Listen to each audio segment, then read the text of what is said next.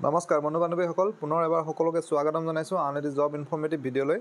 আজি আপোনালোকৰ বাবে যিটো এডভাৰটাইজমেণ্ট লৈ আহিছোঁ এই এডভাৰটাইজমেণ্টটো আহিছে অসমৰ শিক্ষা বিভাগৰ পৰা, য'ত ৩৫,১৩৩টা পদৰ বাবে তেওঁলোকে আবেদন বিচাৰিছে। গতিকে আপোনালোকে ভিডিঅ'টি মিছ নকৰিব, শেষলৈ চাওক, গম পাব কি পদৰ বাবে এডভাৰটাইজমেণ্ট আহিছে, কোৱালিফিকেশ্যন কি বিচাৰিছে, চেলাৰী, গোটেই কথাখিনি ডিটেইলছত আমি আলোচনা কৰিম। ইনফৰ্মেটিভ যেন যদি পায় ভিডিঅ'টি তেনেহ'লে লাইক আৰু শ্বেয়াৰ কৰিবলৈ নাপাহৰিব। যদি কিবা সুধিবলগীয়া থাকে তেনেহ'লে কমেণ্ট কৰিব পাৰে।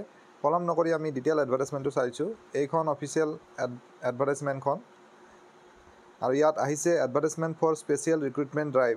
আৰু ইয়াত আপোনালোকে স্ক্ৰীণত দেখিছে ৩৫,১৩৩টা পষ্টৰ বাবে শিক্ষা বিভাগৰ পষ্ট, এছিষ্টেণ্ট টিচাৰ ইন লোৱাৰ প্ৰাইমাৰী, আপাৰ প্ৰাইমাৰী আৰু ছায়েন্স গ্ৰেজুৱেট টিচাৰৰ বাবে পষ্ট আহিছে।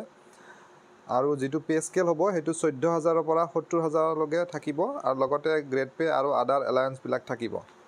আৰু ইয়াত এটা কণ্ডিশ্যন আছে, যিহেতু স্পেচিয়েল ৰিক্ৰুটমেণ্ট ড্ৰাইভ, আৰু এই কণ্ডিশ্যনটো হ'ল ইয়াত তেওঁলোকেহে এপ্লাই কৰিব পাৰিব যিসকলে অলৰেডি কণ্ট্ৰেকচুৱেল টিচাৰ হিচাপে কাম কৰি আছে আণ্ডাৰ SSA, আৰু যিসকলৰ 5 ইয়াৰ্ছ ছাৰ্ভিচ কমপ্লিট হৈছে এজ অন 31 জুলাই। চ' যিসকলে ইণ্টাৰেষ্টেড হয় এই পষ্টকেইটাৰ বাবে তেওঁলোকে অহা 12 আগষ্টৰ ভিতৰত, আজিৰ পৰা ষ্টাৰ্ট হ'ব অনলাইন ৰেজিষ্ট্ৰেশ্যন।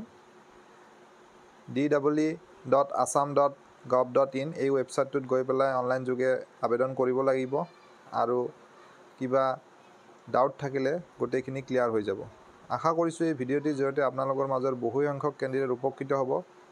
পুনৰ এটা নতুন ভিডিঅ'ত লগ পাম। ধন্যবাদ।